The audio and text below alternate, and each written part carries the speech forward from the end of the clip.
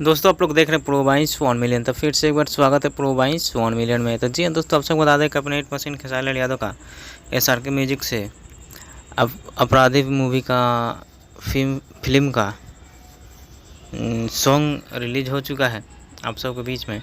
और इसी बीच में काजल राघवानी भी लाइव आकर के क्या कुछ बोली, चुप के आप लोग सुन सकते हैं। और जिसको जो बोलना है वो उसकी सोच, उसके संस्कार, उससे कोई मतलब नहीं है।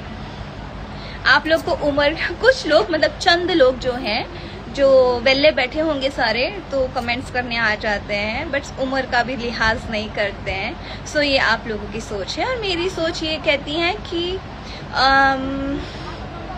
मुझे जिनसे मैं मिलती हूँ वो खुश रहे एंड उनके चेहरे पे थोड़ी सी मैं स्माइल ला सकूं।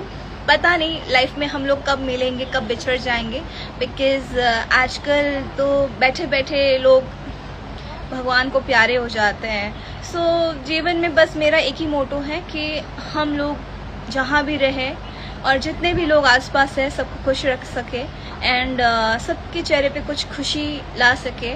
सो एक ही चीज़ है ये एंड मेरे दिमाग में बस एक ही चीज़ चलती है कि खाली हाथ आए थे और खाली हाथ जाएंगे।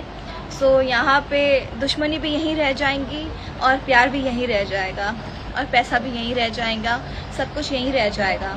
सो किसी से कोई लेना देना नहीं है।